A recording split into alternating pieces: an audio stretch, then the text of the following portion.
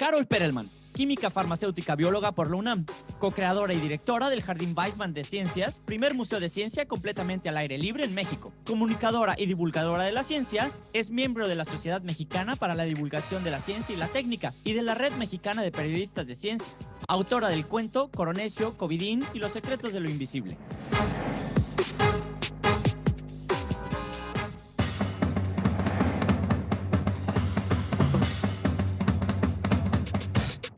Renata Fontaneto, coordinadora del Centro de Medios y Diálogo con el Público del Museo da Vida, periodista y editora responsable del sitio web del museo y los canales de YouTube e Instagram TV. Actualmente investiga las posibilidades de comunicación de ciencia a jóvenes estudiantes de escuelas públicas de zonas marginales a través de medios digitales. Recibió el Premio de Comunicación Científica que brinda la Universidad Humboldt en Berlín, además de ser finalista del Premio Next Generation Women Leaders.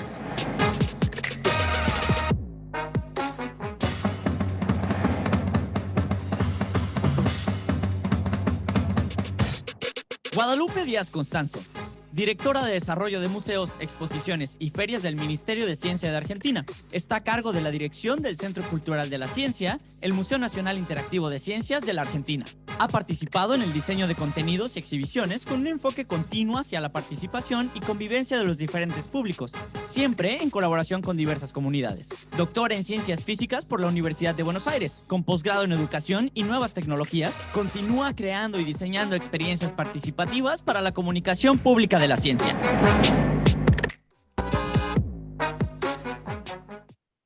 Hola, hola, hola, muy buenas tardes a todas y a todos. Soy Ricardo Rubiales y estoy encantado de acompañarles en una sesión más del Seminario Futuro Posible. Siempre nos reunimos los jueves para platicar con amigas y amigos, colaboradores y colaboradoras de museos latinoamericanos y hablar del Objetivo de Desarrollo Sostenible que tratamos esta semana. Y estoy increíblemente feliz porque les quiero contar que es una semana que hemos esperado un montón. Estábamos muy expectantes de lo que iba a suceder. La sesión del martes con Sol fue muy potente, hubo unas preguntas y unas reflexiones de Sol muy interesantes. A mí me dejaron pensando muchas cosas. Y bueno, yo quiero abrir dándole la bienvenida a nuestras invitadas de hoy, que está increíble la mesa, pero saludar a Montserrat Jaime, que ya anda por ahí, la presidenta de la Asociación Mexicana de Museos y Centros de Ciencia. Monse, gracias por acompañarnos. Ya están todos nuestros amigos del Museo da Vida que llegaron tempranísimo. Allá anda Diego Vaz, anda Miguel de Oliveira. Gracias a todos los amigos de Universum que también llegaron muy temprano, a Meche Jiménez, la directora del Museo de Historia Natural y Cultura Ambiental de la Ciudad de México, y a todos los demás que nos acompañan. La sesión de hoy está increíble. Tenemos unas invitadas maravillosas. Creo que tienen muchísimo que aportar. Todas han estado trabajando y preguntando sobre un montón de temas y especialmente quiero agradecerle a Carol Perelman que tomó la decisión de tomar la batuta del viaje del día de hoy y que lo va a llevar increíble. Así que Carol Perelman del Jardín Weissman de México nos está acompañando, Guadalupe Díaz Constanzo del Centro Cultural de la Ciencia de Buenos Aires, Argentina, y Renata Fontaneto del Museo da Vida. Bienvenidas las tres, un abrazote hasta allá. Muchas gracias por estar con nosotros. Pues muchísimas gracias. Muchas gracias, Ricardo, por la invitación y por lanzarnos aquí al ruedo a hablar de este tema tan importante, del Objetivo de Desarrollo Sostenible 5. Y claro, a Luis León del Centro de Ciencias de Sinaloa por armar este seminario virtual que nos hemos disfrutado enormemente junto contigo. Pues para provocar la conversación en torno a este objetivo de desarrollo, así como escuchamos el día martes que la igualdad de género está integrado de forma transversal en todos los objetivos de desarrollo en los 17, pues ahora nos toca echarnos un clavado y reflexionar sobre la función y la labor que los museos y centros de ciencia tenemos en este tema. Y bueno, para poner un poco de contexto sobre dónde estamos los museos de ciencia y sobre lo que seguramente tanto Guadalupe como Renata van a ahondar con toda su experiencia, pongo en la mesa dos temas, dos grandes antecedentes, digamos, nuestro contexto. El primero es que en 2008, como bien saben, se creó la Red de Investigación sobre Museos Inclusivos y entre sus objetivos está lograr la igualdad de género en los espacios museísticos. Y para ello, ellos revisan tres aspectos de los museos. Por un lado, sus visitantes, la relación del museo con los usuarios. Por otro, sus colecciones, qué tan inclusivos son sus contenidos, sus prácticas, los procesos de curaduría. Y por último, sus representaciones, que así llaman el mirar a los museos como repositorios y comunicadores de cultura y conocimiento. Y quizás sobre esto último es donde podríamos comenzar a hablar sobre las ideas, antes de los objetos y luego el impacto en las personas, ¿no? Hablar sobre ideas, objetos, que son nuestras colecciones, y finalmente en las personas. Por otro lado, otro contexto importante es que cada año, desde 1977, el ICOM organiza el Día Internacional de los Museos para resaltar precisamente la importancia que tienen estos espacios en el enriquecimiento de la cultura y desarrollo de nuestras sociedades. Y así, este pasado 18 de mayo, como cada año, pues se celebra un día con un tema muy específico y casualmente, como lo mencionó Ricardo Rubiales el martes, en 2020 el tema a tratar fue los museos por la equidad, diversidad e inclusión. Claro que era una invitación para celebrar la diversidad de perspectivas y encontrar aquellas herramientas para trabajar por la inclusión en los espacios, pero pues en esta edición 44 la celebración se dio de forma virtual por tema obvio, y queda en el tintero quizás resolver o seguir la conversación sobre este tema, preguntarnos si la pandemia fue acelerador de los temas de inclusión, catalizador, o más bien fue un freno en la inclusión, fue un freno y un retroceso en la igualdad de las mujeres, en la igualdad de género. Y pues es perfecto que el tema del Día Internacional de los Museos para 2021 es el museo que inspira al futuro. Pues muy adecuado, y que para 2022 el tema sea el descubrimiento de la identidad. Creo que ambos temas a tratar van a ser muy, muy importantes. Pero entonces, a ver, les voy a lanzar esta frase de una nigeriana extraordinaria, autora y feminista que admiro muchísimo y se las recomiendo de corazón, que es Chimamanda Ngozi, que ella dice que la cultura no hace a las personas, más bien las personas hacen la cultura. Entonces, ¿dónde está el papel de inclusión en la cultura y nuestra responsabilidad como formadores de cultura que somos los museos de ciencia y tecnología? Y les pregunto, ¿dónde estamos en nuestros contenidos? En el uso adecuado del lenguaje. ¿Realmente estamos usando el lenguaje inclusivo? La A, la O, la E, la X. ¿Dónde estamos con nuestros colores? ¿Estamos rosas, lilas, violetas, morados? ¿O ya estamos arcoíris? ¿Dónde estamos con nuestras personas? No nada más con los usuarios y visitantes, también con nuestros colaboradores, nuestro personal.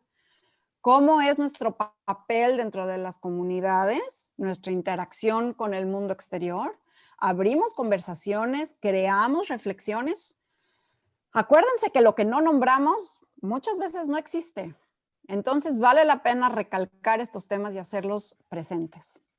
Y finalmente, ¿qué está sucediendo con el otro género? ¿Qué significa realmente empoderar a las mujeres? ¿Es quitar poder o compartir poder? ¿Y dónde queda en todo esto la masculinidad? ¿Dónde está en esta igualdad la masculinidad? No dije machismo, dije masculinidad. ¿Cómo valorizar a nuestros niños, a nuestros jóvenes masculinos, junto con las acciones hacia la igualdad de género? ¿Será también momento de redefinirla? Bueno, pues les doy la bienvenida a nombre del Seminario Virtual Futuro Posible a esta sesión donde vamos a conversar sobre este quinto objetivo de igualdad de género. Y Guadalupe Díaz Constanzo, si quieres tomar la palabra para hacer tus reflexiones, y de ahí, si quieren, encantada de recibir todas las preguntas de quienes están con nosotros hoy a través del chat para poderlas ir juntando, y después de Guadalupe nos va a hablar unos minutos Renata para poder comenzar esta conversación. Gracias. Muchísimas gracias, Carol. Muchísimas gracias, Ricardo. Es un placer ser parte de este seminario fantástico a lo largo de los meses, ¿no? Donde también un poco nos vamos transformando a lo largo de, la verdad, una iniciativa que celebro muy especialmente. Y bueno, muy agradecida entonces de estar hoy con ustedes. Dijiste muchísimas cosas, Carol.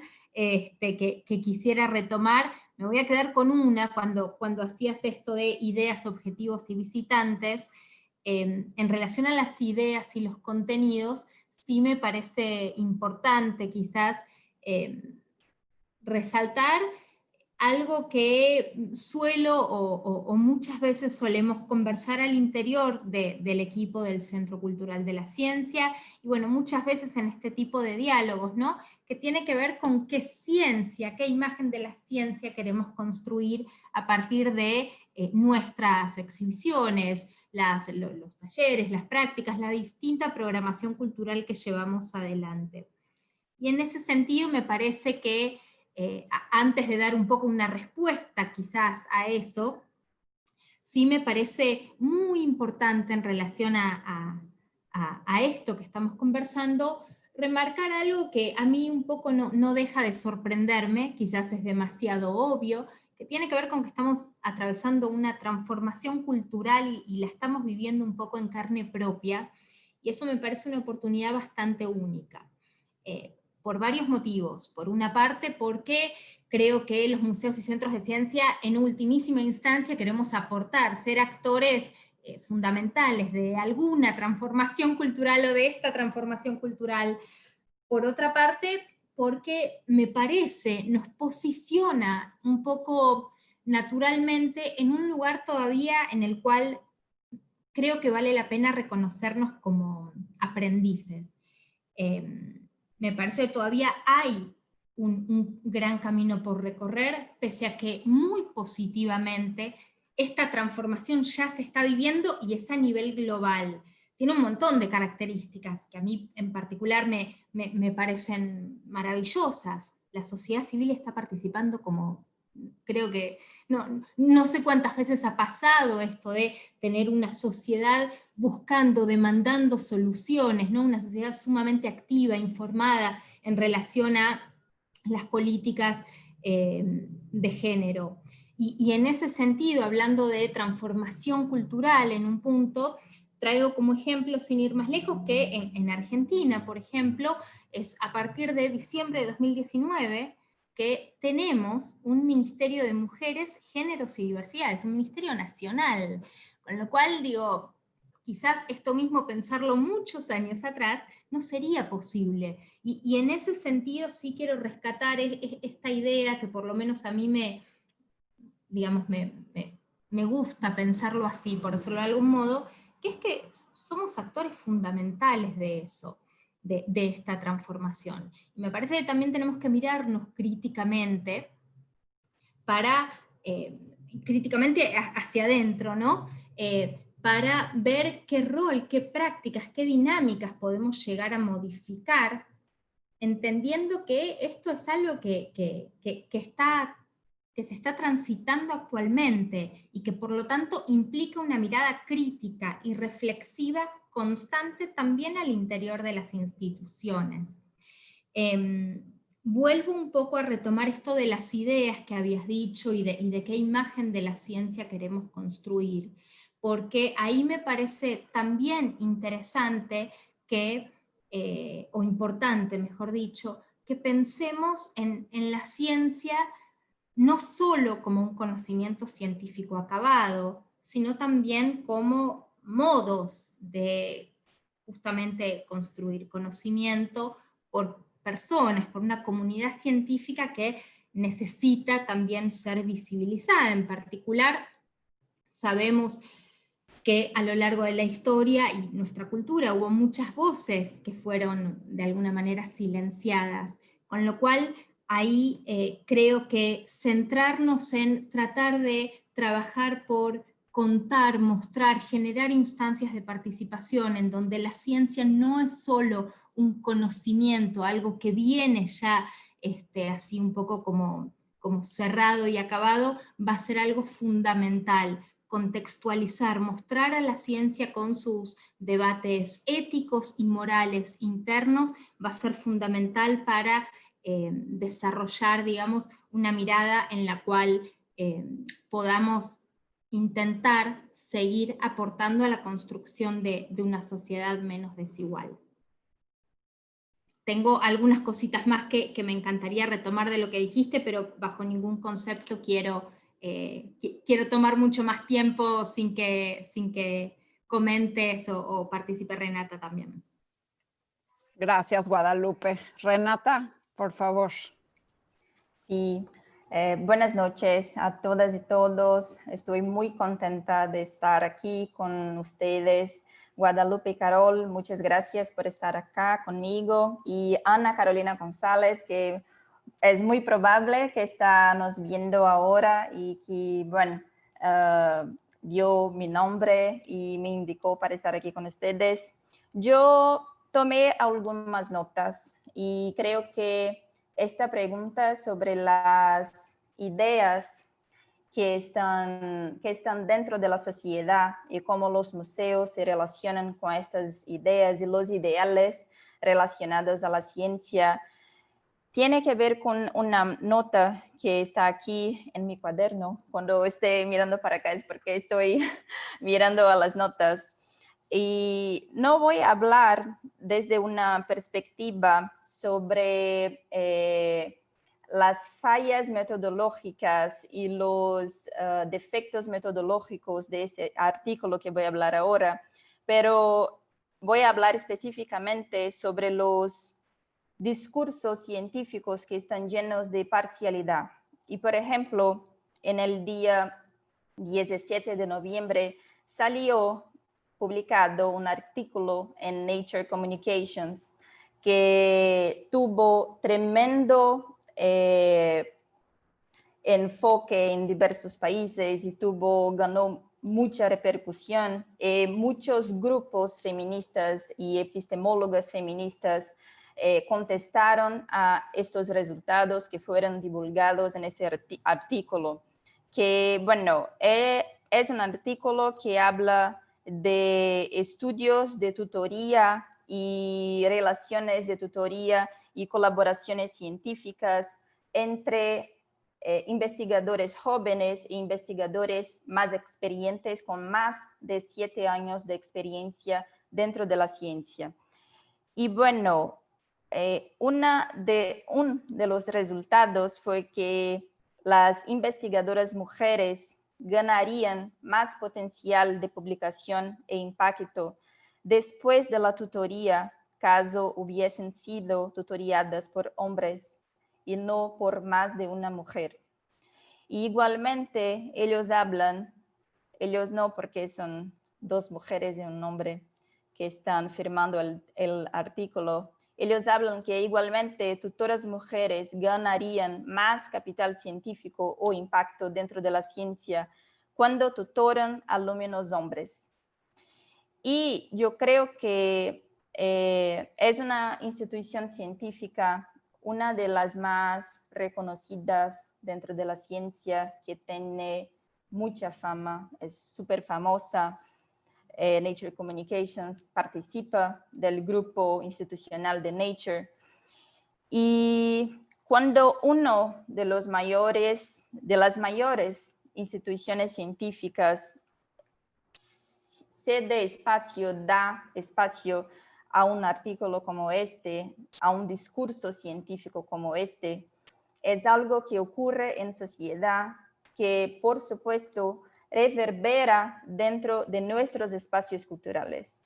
Y reverbera porque es un discurso que puede dar apoyo a personas, a investigadores que ya son machistas y sexistas y que, por ejemplo, puede dar apoyo a tutores hombres que abusan psicológica y sexualmente de investigadoras mujeres. Entonces, está dando apoyo a una verdad científica que muchas mujeres intentan contestar. Y Carol, cuando habló, por ejemplo, de las masculinidades, yo creo que, por ejemplo, es un papel social de nuestros espacios hablar sobre estos resultados, es sobre estas verdades científicas que circulan en sociedad para que nos preguntemos por qué ellas ocurren. de dónde salieron, cómo fue la metodología, cómo la investigación fue montada, cómo fue arquitectada. Entonces, yo pongo este punto para empezar nuestra discusión, y creo que tenemos una profunda responsabilidad social de sacar y de tener conciencia sobre estos tipos de discursos para preguntarnos qué hacer, por qué y a dónde vamos. Y termino aquí. Renata, qué interesante que sacas este tema. El artículo que menciona Renata lo acabo de poner en el chat por si lo quieren consultar. Y es interesante que Nature, como respuesta, puso una nota al editor diciendo, un editor's note, ¿no? Una nota del editor diciendo que este paper, este artículo ha sido criticado y que está siendo considerado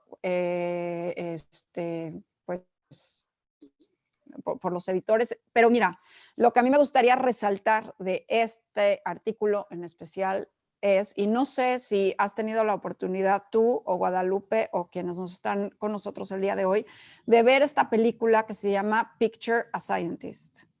Es una película extraordinariamente bien hecha, donde hay testimonios de mujeres científicas que a lo largo de sus carreras han sufrido algún tipo de acoso, discriminación, de desigualdad, de oportunidades, incluso como ellas hablan, hay un iceberg, ¿no? Y quizás lo que más se ve muchas veces es la parte del acoso sexual, pero muy debajo del iceberg están muchos otros factores que vivimos las mujeres en un entorno profesional, porque también es un reflejo de lo que vivimos en casas, de lo que vivimos en las sociedades y es parte de la cultura. A mí, lo que quería nada más resaltar del artículo que mencionas es la respuesta que hubo, no tanto el artículo, porque este tipo de artículo es uno más de la lista de artículos que por razón A, B o C, que no vamos a justificar ahora, de por qué el resultado que obtuvieron, es más bien que en este caso en particular ya existe una sensibilización de la sociedad y una respuesta inmediata que genera conversaciones y polémicas que hacen que Nature haya sacado una nota al principio del artículo diciendo que está siendo evaluado, no sé exactamente cómo ellos lo ponen, pero es como un aviso, ¿no? De que pues hay algo ahí que está álgido y que hay que reevaluar o que ha estado sujeto al criticismo y obviamente está tocando temas que no hay que tomar a la ligera. Y eso es un avance importante. Ese avance es importante, pero a mí lo que me encantaría, Guadalupe, es hablar y que me platiques un poco de en el C3. ¿Cómo es que abordan? O si no lo abordan, quizás ¿por qué no empezar la conversación sobre los estereotipos? Porque es muy profunda la relación que existe entre la desigualdad de las mujeres y los estereotipos que nos formamos desde niñas, desde casa, desde los ambientes familiares. Incluso hoy estuve en la mañana en una plática, en un taller precisamente sobre igualdad de género, y un papá dio un testimonio y dijo, ¿qué pasa con la educación de mis hijos?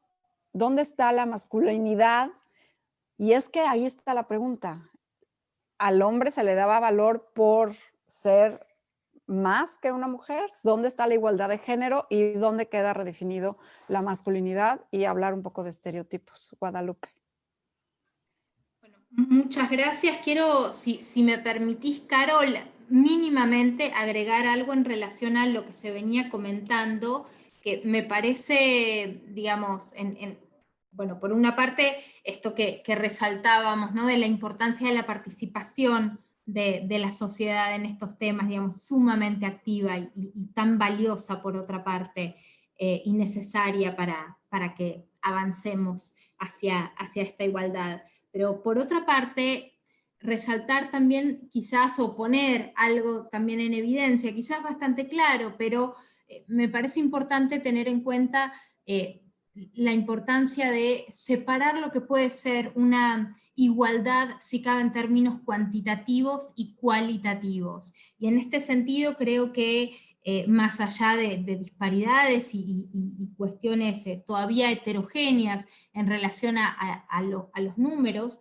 pero me parece lo más interesante, lo más desafiante en un punto, trabajar, si se quiere, en actitudes, en dinámicas, en acciones, en percepciones, en estereotipos, justamente que apuntan a una transformación o a una reflexión que es mucho más cualitativa. Y ahí realmente es donde identifico que todavía hay un enorme camino por recorrer. Nosotros en el Centro Cultural de la Ciencia llevamos adelante distintas acciones que podríamos eventualmente separar en distintos planos. En un plano más, si se quiere, no sé si iba a decir tradicional, pero es una palabra que creo no corresponde para esto en este caso, sí en un plano quizás que fue como el primero que uno empieza, ¿no? Como institución a trabajar, que tiene que ver con la visibilización. Y en ese sentido aparecen ahí varias actividades, varias acciones muy concretas donde el foco y el objetivo termina estando en última instancia en visibilizar y contar historias que, digamos, justamente muy atravesadas por esta intención de dar un lugar muy específico a las mujeres en la ciencia. También la comunicación, vos la nombrabas antes. Nosotros venimos llevando adelante desde hace algunos años un trabajo bastante de reflexión. Algo de esto también contaba Renata, la importancia de hablar como al interior, ¿no? Digo, esto que tiene que ver con los por qué, algo que podríamos llamar discusión, reflexión, poner en tensión algunas ideas. A mí eso me sigue pareciendo muy, muy, muy fundamental, porque como les decía antes, creo que realmente todavía tenemos bastante para aprender y para seguir de alguna manera descubriendo justamente en relación a la reproducción de ciertas dinámicas que sabemos se vienen llevando adelante desde hace años. Entonces, como retomo lo anterior, por un lado están las acciones de visibilización, las acciones de comunicación. Comunicar, digo, comunicamos todo el tiempo, ahí empieza a haber un solapamiento, ¿no? Visibilización, comunicación, pero digo, comunicamos todo el tiempo, con imágenes, con palabras, en lo discursivo. Entonces, bueno, hubo trabajos, sí, tanto para, sobre todo, llevado adelante con el equipo de comunicación del Centro Cultural de la Ciencia, y en el caso de Argentina, como les decía antes, también, digamos, y lo digo muy contenta, como parte de una política pública que permea, digamos, y es transversal justamente a todos los sectores, también al sector de ciencia. El Centro Cultural de la Ciencia depende del Ministerio de Ciencia, Tecnología e Innovación en Argentina, y tenemos un plan, un flamante plan de género y ciencia aprobado este año. Con ese equipo también de especialistas vamos trabajando y reflexionando críticamente sobre nuestras propias prácticas. Eso me sigue pareciendo muy fundamental sostenerlo, amplificarlo, ¿no? Para poder diseñar y también ser conscientes del diseño, sobre todo de prácticas, sabiendo en última instancia que somos espacios fundamentales para el aprendizaje, ¿no? Por otra parte, quizás lo que más en algún punto me interesa contarles tiene que ver con posibles alianzas que entiendo que son bastante interesantes, estratégicas, fundamentales, en particular con el sector académico. Nosotros estamos conversando con algunos equipos de investigación en áreas de ciencias sociales para que, cuando sea posible, déjenme decirlo así muy sintéticamente, nos vengan a mirar, nos vengan a observar, a ver qué hacemos y eventualmente qué podemos llegar a mejorar en relación a eventuales dinámicas que estemos haciendo, reproduciendo algún tipo de estereotipo. Este tipo de alianzas en las cuales hay un riesgo, obviamente, ¿no? Que es que nos digan cosas que a lo mejor son obviamente críticas, me parece fundamental para poder avanzar, que tiene que ver un poco con lo que les decía antes, esta idea del aprendizaje, esto de poder reflexionar un poco sobre nuestras prácticas, me parece que va a ser muy, muy, muy necesario para poder generar mejores instancias de participación más igualitarias. Gracias, Guadalupe. Renata, sobre los estereotipos y cómo los apoyamos y fomentamos o cómo los redefinimos en los museos de ciencia. Sí, bueno, yo voy en primer lugar a hablar un poquito de una historiadora de ciencia y que estoy leyendo hasta ahora mismo para mi maestría, y después voy a darles algunas informaciones sobre proyectos que estamos produciendo dentro del Museo de la Vida y bueno, intentando romper y eliminar un poco de estos estereotipos. Hay esta historiadora que se llama Londa Scheibinger, que vive en Estados Unidos, y él escribió un libro en 2001 que se llama El feminismo cambió la ciencia. Y bueno, es una teórica feminista súper importante para los estudios de género.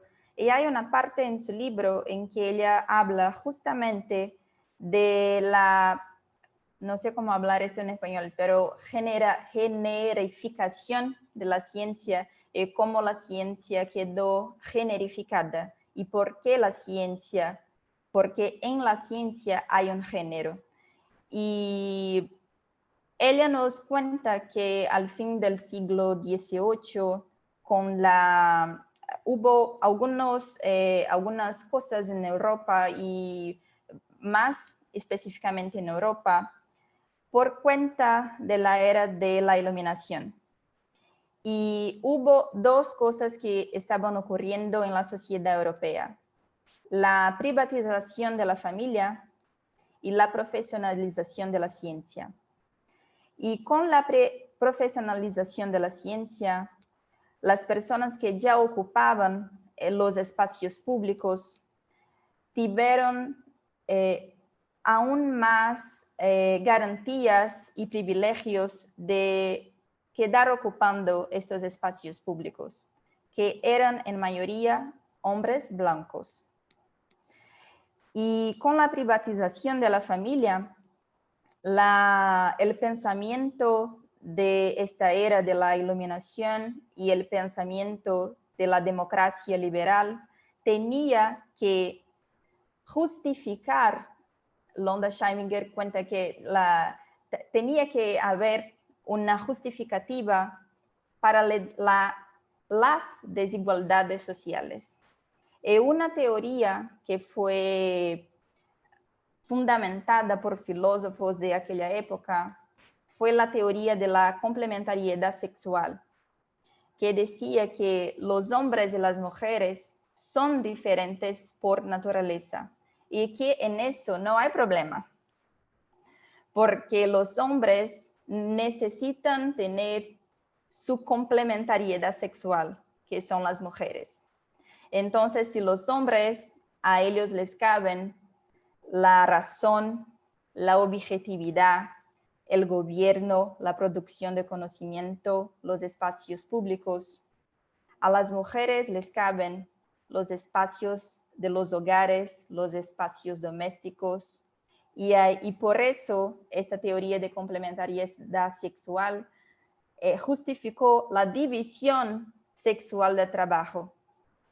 Y bueno, al fin del siglo XVIII, esto todo estaba ocurriendo, muchas ideas de la era de la Iluminación, y aún hoy día todavía nosotros vemos esta división muy clara entre hombres y mujeres, y hubo ahí una justificativa para dar a las mujeres el espacio doméstico y nos decir que las mujeres tienen que ver con otros tipos de sentimientos humanos, como la emoción, como la capacidad de trabajar con el cuidado, y por eso el cuidado doméstico y el cuidado de los niños, como la capacidad de trabajar con ciencias que no son las ciencias que producen lucro o son las ciencias que son consideradas las ciencias duras,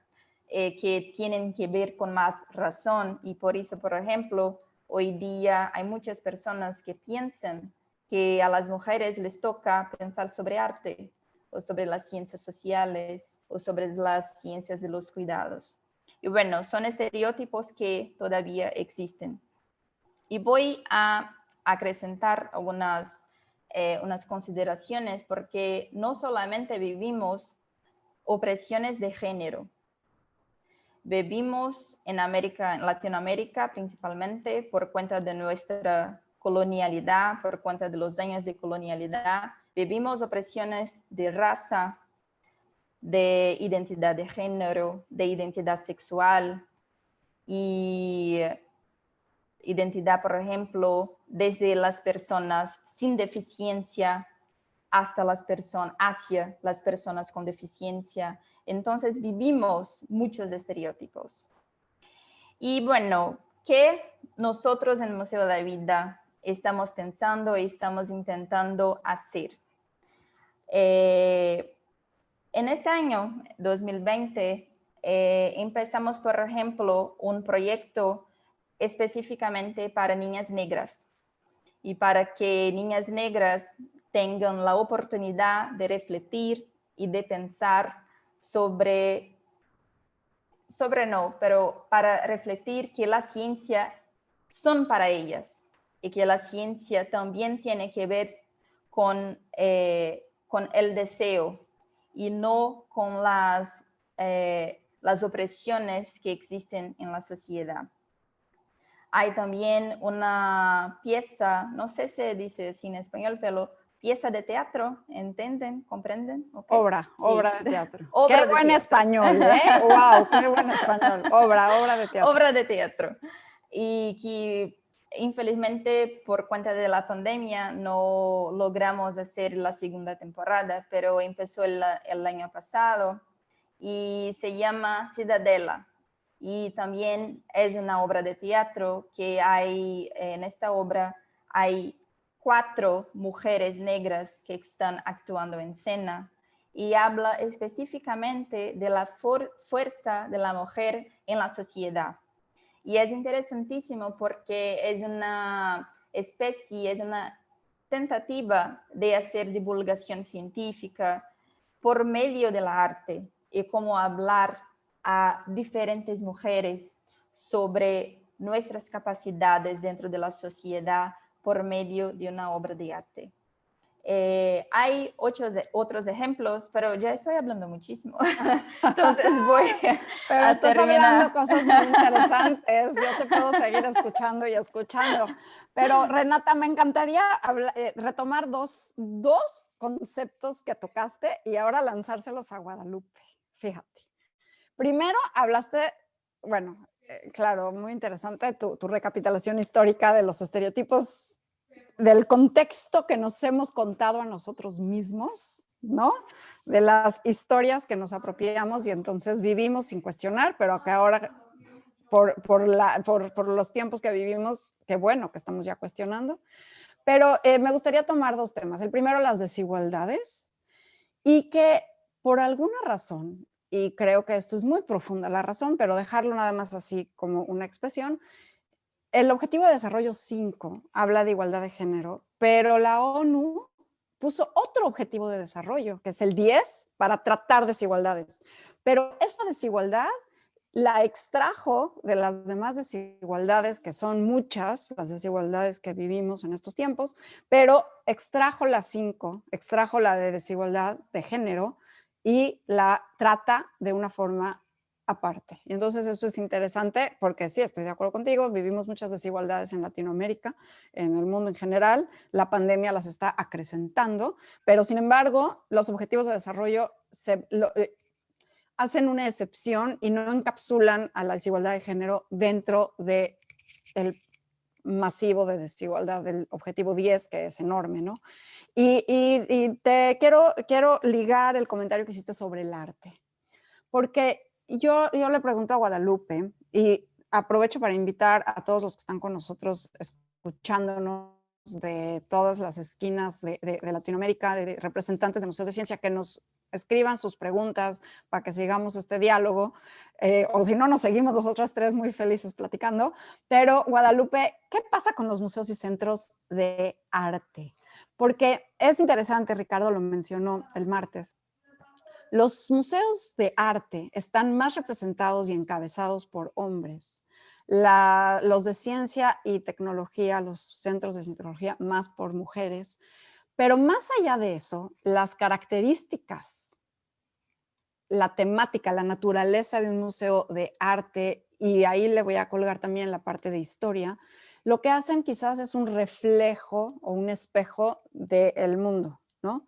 Y quizás en los museos de ciencia lo que hacemos no es reflejar, sino proponer.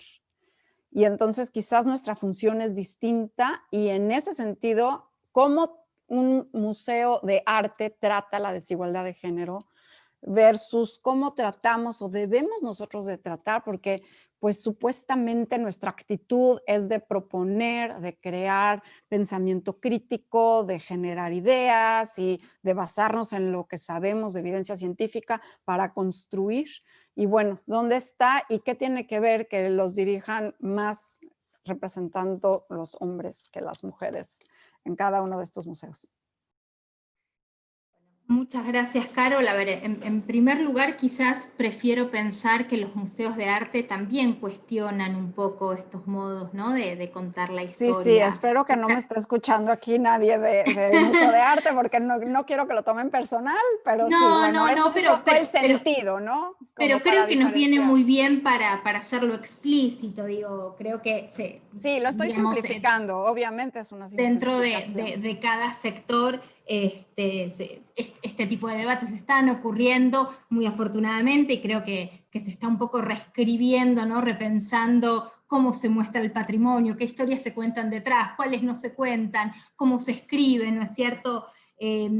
Pero situando, digamos, quizás, o contextualizando más tu pregunta en relación a los museos de ciencia, creo que efectivamente, dado que el discurso científico es sumamente y ha sido muy masculinizado, sí creo que nuestro rol, sobre todo, hoy tiene que ver, sin dudas, con esto que yo simplifiqué mucho, ¿no? Que tiene que ver con visibilización, o sea, desde participar, por mencionar ejemplos pequeños, desde participar en fechas estratégicas a lo largo del año, hasta generar este tipo de obras de teatro. Nosotros, digo, mientras Renata contaba uno de estos últimos ejemplos, nosotros hemos hecho algunas experiencias en esa línea y han sido sumamente exitosas. Un ejemplo de eso quizás estoy pensando entre varios, un espectáculo de teatro, Fuerza Atómica, que tomaba un poco esta idea de la lucha, del catch, como metáfora para hablar de las luchas por, digamos, en el mundo, en el sector científico y tecnológico, y en ese sentido aparecían las luchas de las mujeres en la ciencia, ¿no? Muy como metáfora justamente de un trabajo que todavía estamos transitando. Con lo cual, sí creo que los museos y centros de ciencia tenemos que seguir trabajando para poner en evidencia cómo esos discursos pasados no los queremos seguir reproduciendo. Creo que se trata un poco de eso, por eso quizás tanto mi énfasis en seguir trabajando todavía, me parece, mucho en el plano institucional, que es el plano que dominamos, o sea, poder mirarnos críticamente como instituciones y trabajar al interior de los equipos, además de generar propuestas que pueden ser de muy distinta naturaleza, para hacer visibles estos temas, porque vos lo decías al comienzo, digo, lo que no se cuenta, lo que no se dice explícitamente, bueno, es decir mucho.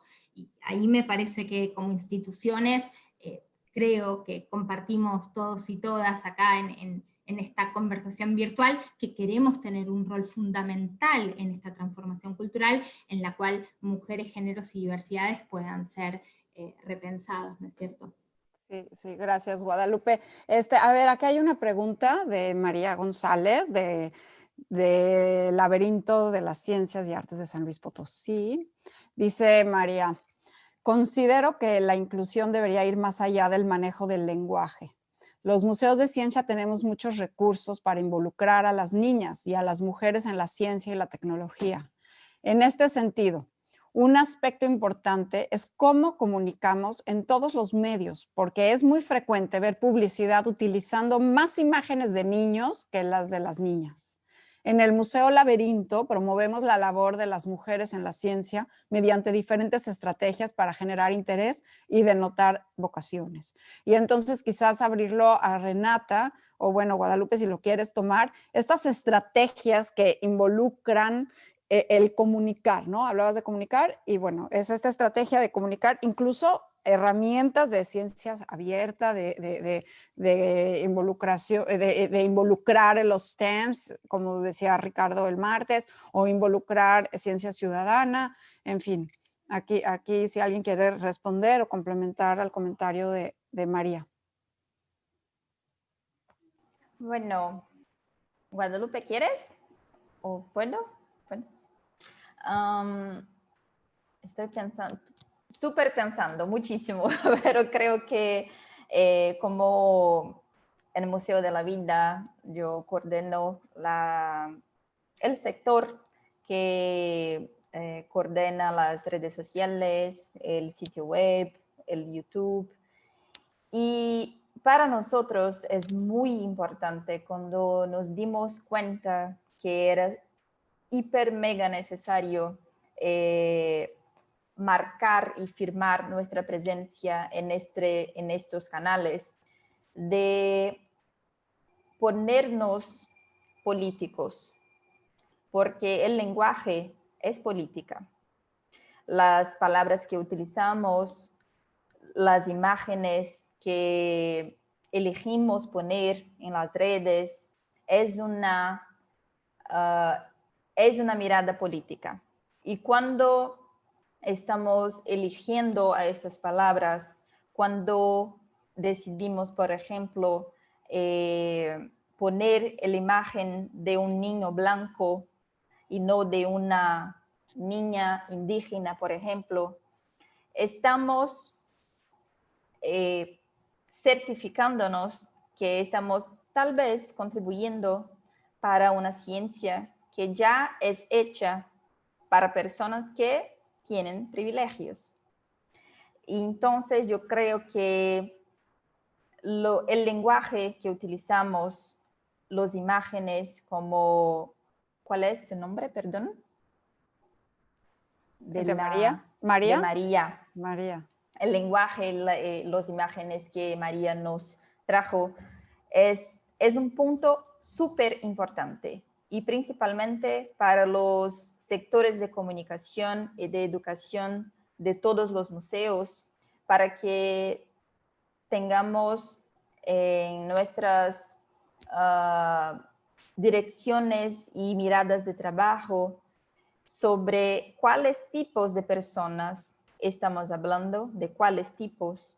Y creo que también, además de eso, porque es una posición política, como ya hablé, pero con cuáles personas estamos hablando y con cuáles personas podemos compartir estos tipos de trabajos, con quién podemos trabajar.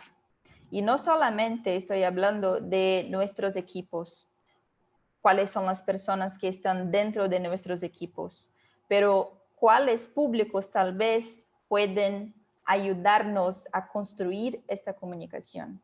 Entonces, hacer una comunicación museal colectiva, que es súper difícil, porque una cosa es cuando estamos tomando una decisión y somos los responsables. Otra cosa es cuando invitamos a más gente a hacer esta comunicación o cuando tomamos un tiempo, un ratito para, por ejemplo, hacer una encuesta en el Instagram o el Twitter o el Facebook, y a vez de hacer la comunicación y pensar, no, vamos a hacer esta pieza de comunicación con estas palabras, con tales imágenes y bueno, divulgando desde esta mirada, voy primero a tomar un tiempo para preguntar a mis seguidores, preguntar a las personas, a mis audiencias públicos,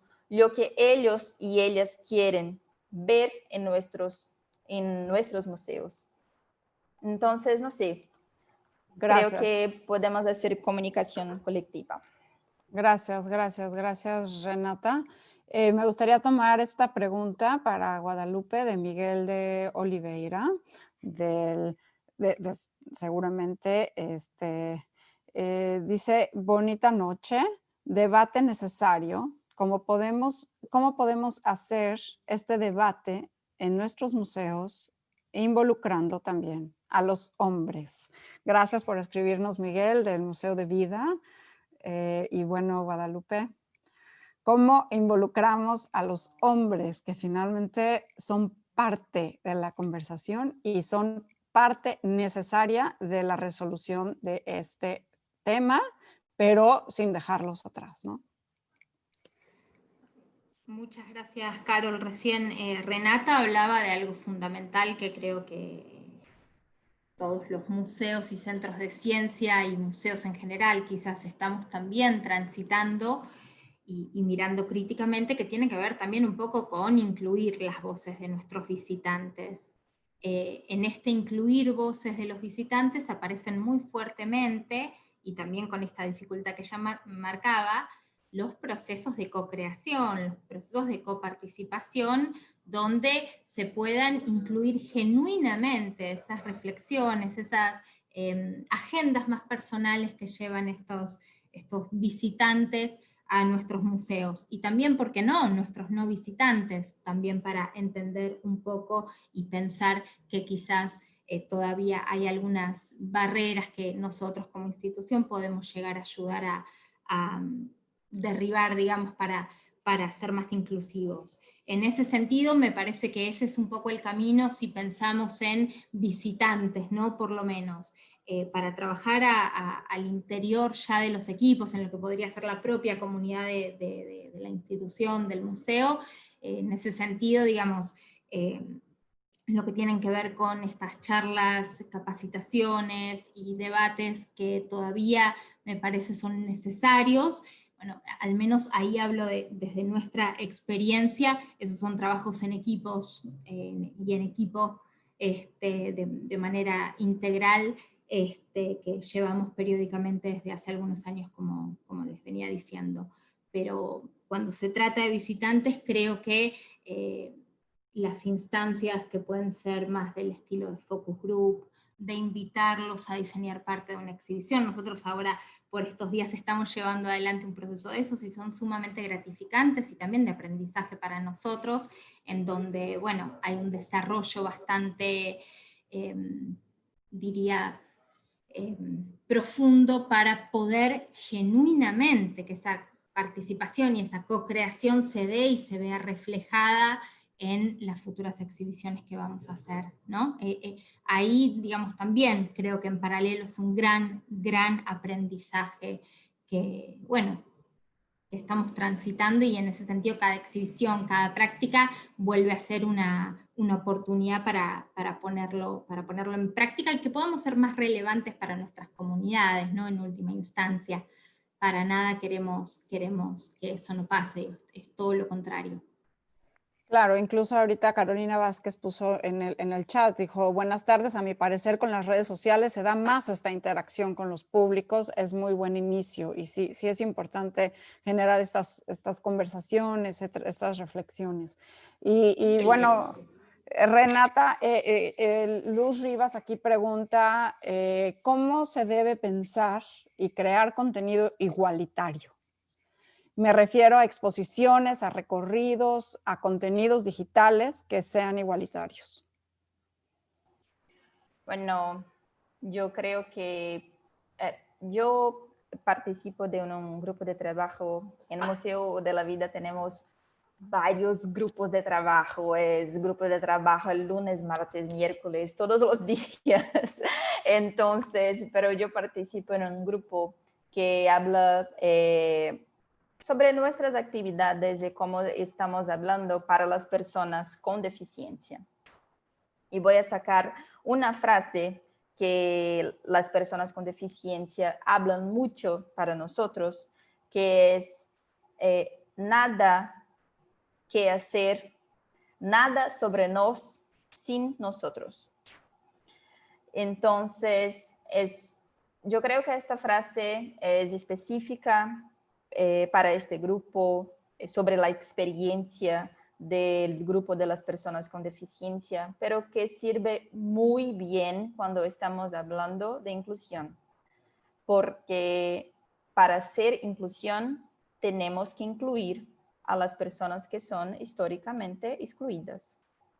Y tenemos que reconocer quiénes son esas personas y tenemos que invitarlas a estar con nosotros en nuestros museos. Y creo que por invitación no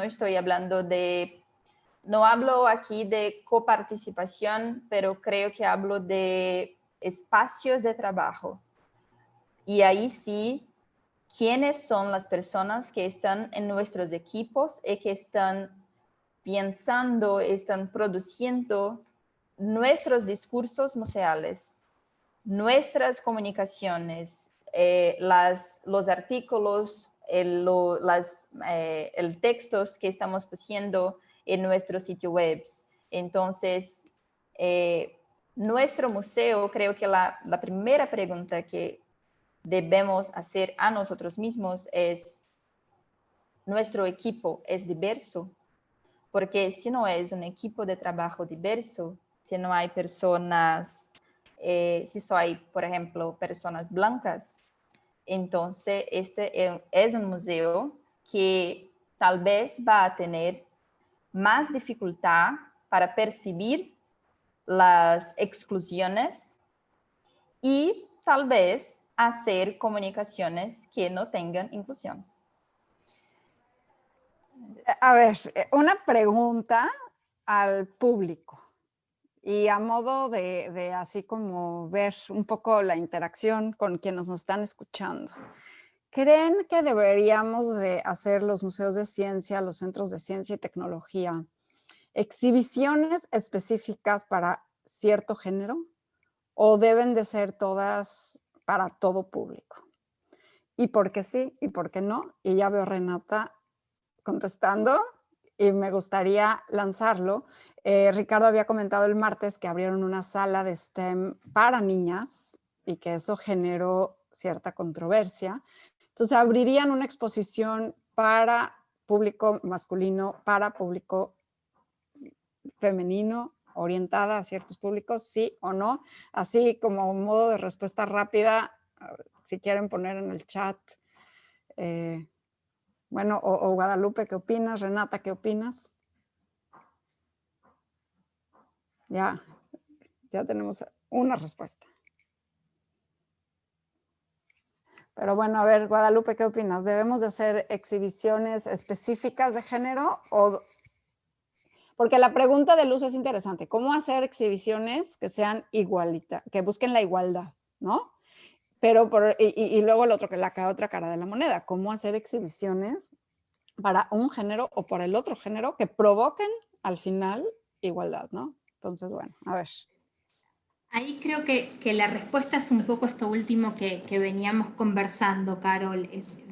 Me parece que es la creación con todos y todas los actores para los cuales también estemos pensando en última instancia esa actividad.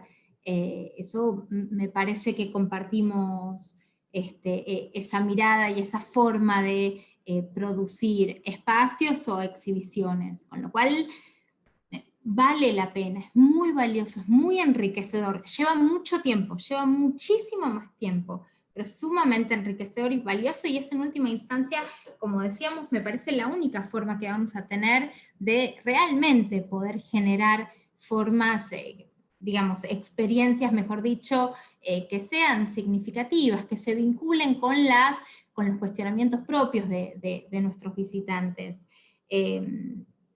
Exhibiciones, yo creo que haría exhibiciones para todos los públicos, para promover el diálogo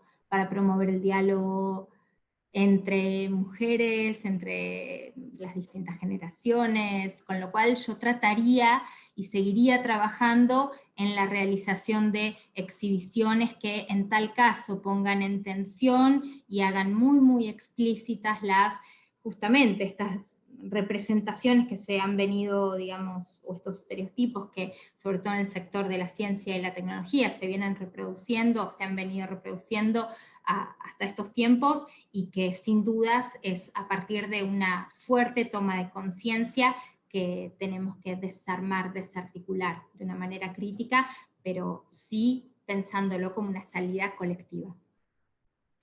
Bien. Renata. Yo estoy acá, Adriana Correa escribió en el chat que desde mi punto de vista las exhibiciones deben tener perspectiva de género para movilizar otras percepciones de la ciencia. Y bueno, yo creo que sí comprendí bien lo que Adriana Correa habló. Creo que sí, las exhibiciones tienen que tener esta percepción de género, no solamente de género, de raza, como ya hablé antes, de otros tipos de opresión. Pero cuando usted preguntó si deberíamos, por ejemplo, hacer una exhibición solamente para un género, yo hice que no, porque yo creo que la perspectiva es súper importante, la conciencia de género. Pero si vamos a hablar de género, como ya hablamos aquí hoy, tenemos que incluir a los hombres, porque ellos tienen el privilegio histórico.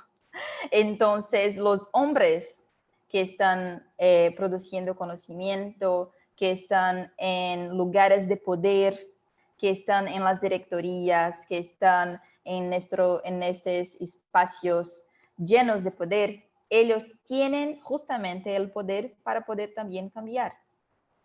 Y si ellos no se sensibilizan, ellos no van a poder hacer cambios. Si no hablamos con nuestros niños, ellos no van a poder crecer y hacer cambios y pensar diferente. Sí, es cierto. Y justamente la autora que les platicaba hace rato, Chimamanda Ngozi, dice que los hombres deben de ser feministas. Ellos también deben de apoyar esta igualdad de género, ¿no? O sea, es un feminismo quizás... ya no soy experta en las fases, en las tres transformaciones del feminismo, pero esta me parece bastante incluyente también de los hombres y en una construcción de una sociedad que realmente nos beneficia a todos en el sentido de que nos dé a todos las oportunidades de desarrollarnos con un acceso igual para todos, ¿no? Acá hay muchas respuestas. Por ejemplo, Abril Ambrís dice, además de estos proyectos y reflexiones tan interesantes que nos han contado, ¿han surgido en sus museos proyectos, ideas que involucren a la comunidad LGBT+, y además, bueno, como dice en algún punto del chat, me parece que fue Miguel Oliveira, que dice, hay más de 20 géneros reconocidos, ¿cómo podemos hacer exhibición de hombres y mujeres cuando hay 20 géneros reconocidos, ¿no? Claro que mi pregunta era para, pues, crear polémica y más discusión.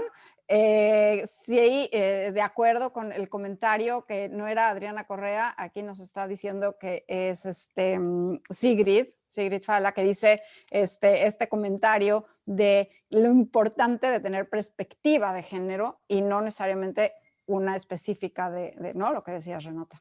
Bueno, ¿quieren hablar de la inclusión también de los otros géneros?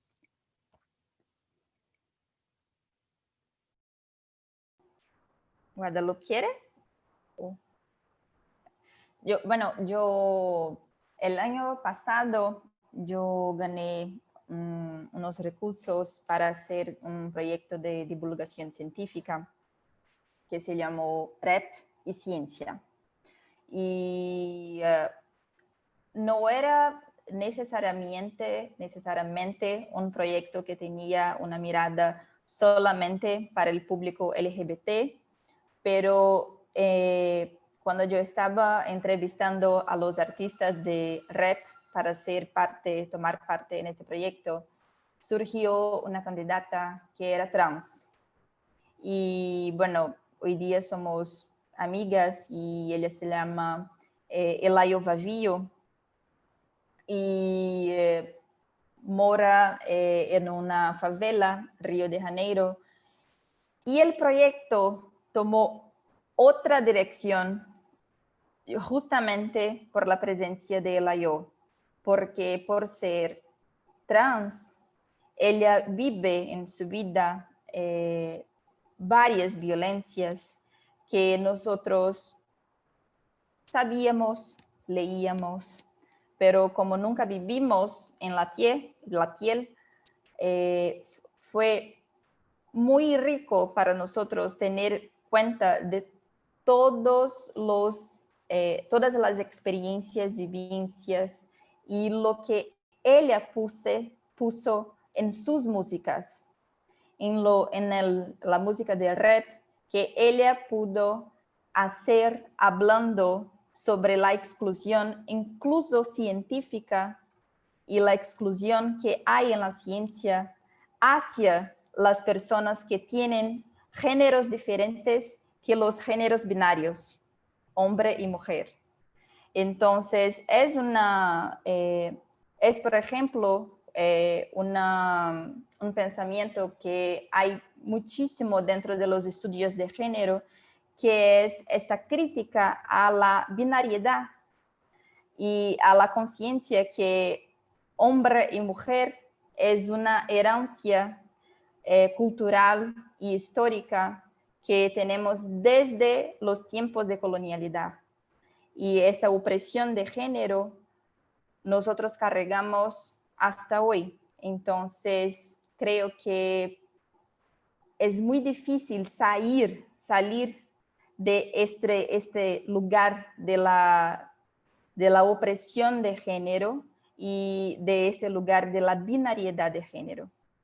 Y hacer proyectos que piensen en géneros diferentes, además de solamente hombre y mujer, es una necesidad, pero ¿cuántas personas, por ejemplo, trans, trabajan en nuestros museos? Y si no vivimos con ellas, es muy difícil sensibilizarnos, como ya hablamos sobre las mujeres, los hombres en relación a las mujeres. Cierto. Y aquí hay un comentario de Juan Ramón Sánchez muy importante que dice, es que no solo son los hombres, también somos las mujeres quienes contribuimos a la desigualdad de género. Esto es una construcción de ambas partes, ¿no? De todos, realmente, incluso desde casa, ¿no? La educación. Y por eso el papel tan importante de los museos y centros de ciencia, que somos finalmente también promotores de educación, de aprendizaje, de costumbres, de prácticas, ¿qué estamos fomentando? Y regreso un poco a temas un poco más concretos que hablábamos al principio, quizás mencionar 5 acciones muy aterrizadas, que los directores y directoras y ya dije directores y directoras, femenino, masculino, en todo, quiero ser inclusiva en mi lenguaje, que todos y todas aquí presentes podemos incluir o al menos reflexionar para poder en este inicio de 2021 que sigue siendo pandémico y que a lo mejor algunos seguimos cerrados y tenemos la oportunidad de revisar nuestras cédulas, de revisar nuestros espacios, de revisar nuestros contenidos, quizás 5 acciones que podemos considerar para ser un poco más inclusivos. Y para que este panel que estamos trabajando puede realmente llevarse quizás sea un pasito más hacia la igualdad en nuestros espacios, en nuestras comunidades y en nuestros países. Pienso quizás ahorita de bote pronto una acción podría ser no sé, incluir a lo mejor un sanitario, un baño que sea compartido, no sé si eso puede ser una acción, o revisar las cédulas para los lenguajes, pero bueno, les dejo a ustedes las respuestas y si en el público quieren lanzarnos para enriquecer esta ensalada que estamos tratando de reunir de ideas para que todos como comunidad de museos de ciencia y tecnología nos podamos fortalecer, pues adelante para que escriban sus comentarios.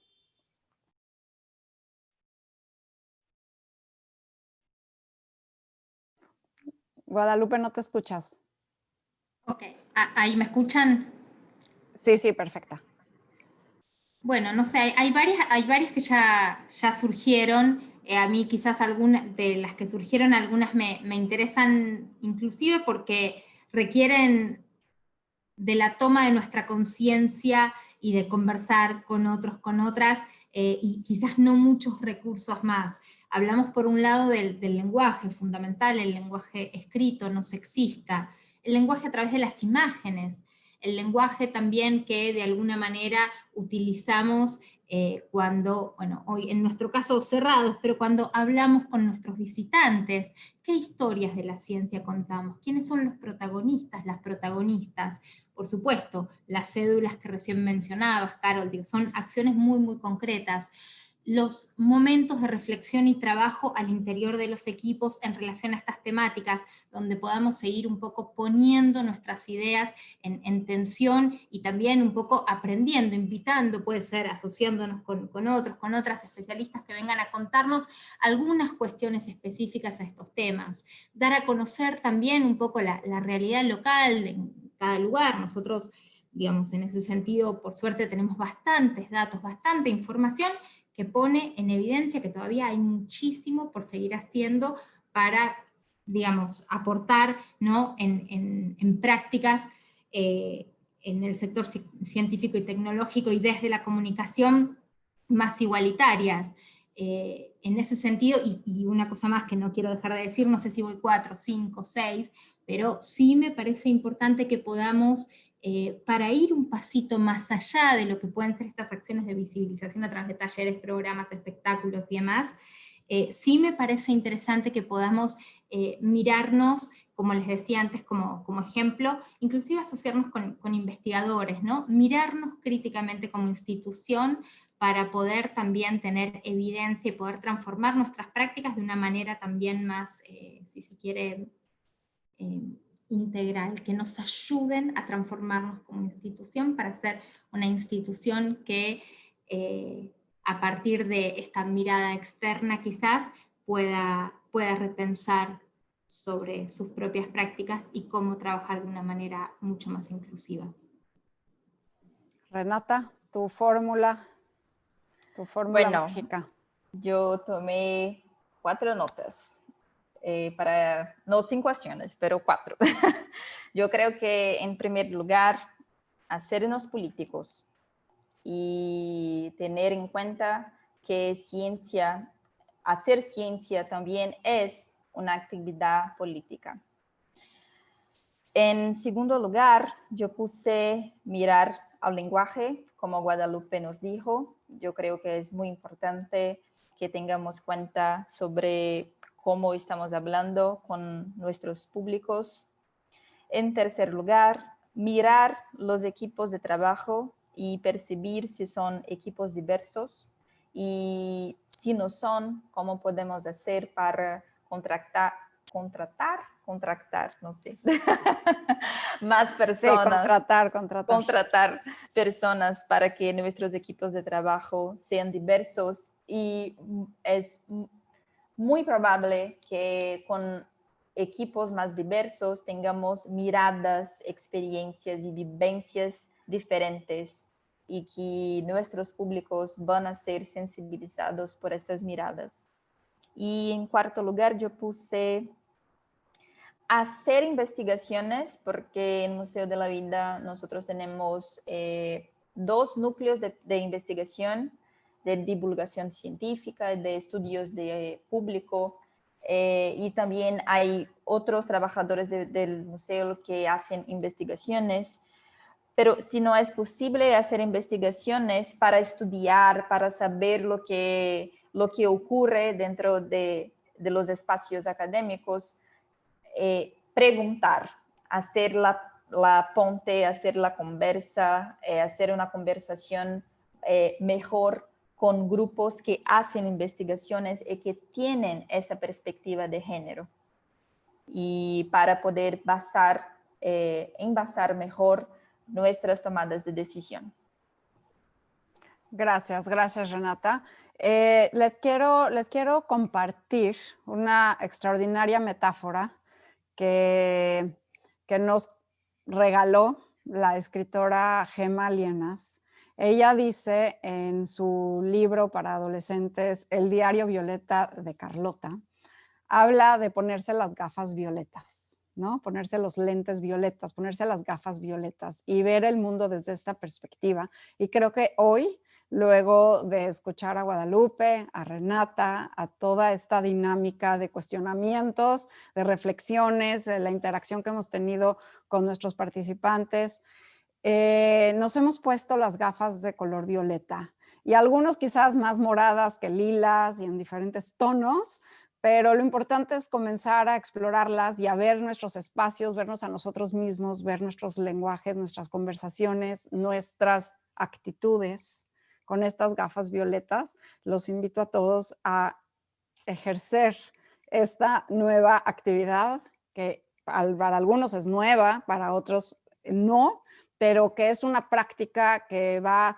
muy alineada con el Objetivo de Desarrollo 5, que es hacer un mundo mejor para todos a través de mitigar la desigualdad de género. Los invito a hacer una reflexión final, si hay más preguntas, y si no, cerrar con esta idea de que todos hoy nos vamos con gafas violetas. Guadalupe. Renata, ¿algún comentario final antes de que nos vayamos todos con lentes nuevos? No te escuchas, Guadalupe. ¿No? Ya.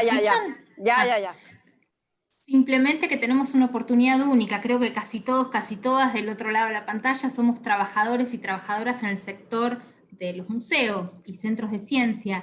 Y me parece que tenemos en nuestras manos muchísimas posibilidades para hacer, desde cosas pequeñas hasta más grandes, pero sin dudas cuestionarnos, mirarnos críticamente para transformar nuestras prácticas, volvernos relevantes para nuestras comunidades de una manera verdaderamente inclusiva. Y eso es con los otros, es con las otras, es con les otras.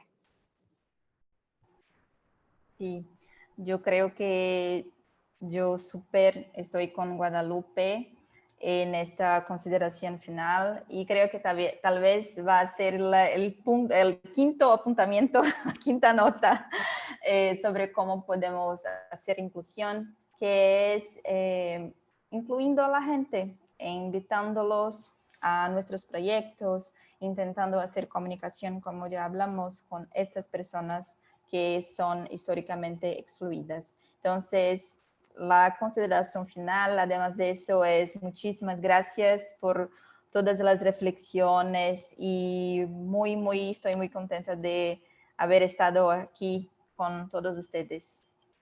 Pues gracias Guadalupe, Renata, gracias al Centro de Ciencias de Sinaloa, al Museo Materia, a Ricardo Rubiales, por habernos invitado a tener este diálogo tan ameno, aquí las tres, casi con un cafecito y con los panelistas. Muchas gracias a todos los comentarios y creo que debemos de tomar esta oportunidad porque bueno, todos estamos viviendo esta COVID, todo el mundo la estamos viviendo, sobreviviendo, depende de la actitud que cada quien tome, pero es también una oportunidad quizás para reevaluar nuestros espacios. Esta COVID va a ser todavía más extensa la brecha de género y entonces, bueno, creo que nuestra obligación moral como museos y centros de ciencia es tomar este objetivo de desarrollo muy en serio. Pues muchas gracias, gracias a todos y Ricardo, te cedo la palabra. Oigan, chicas, fue increíble. Yo les agradezco. Yo nada más traigo el anuncio parroquial para cerrar, pero no, antes del anuncio parroquial, ¿qué es lo que yo tengo que hacer? Agradecerles. Gracias, Guadalupe. Gracias, Carol.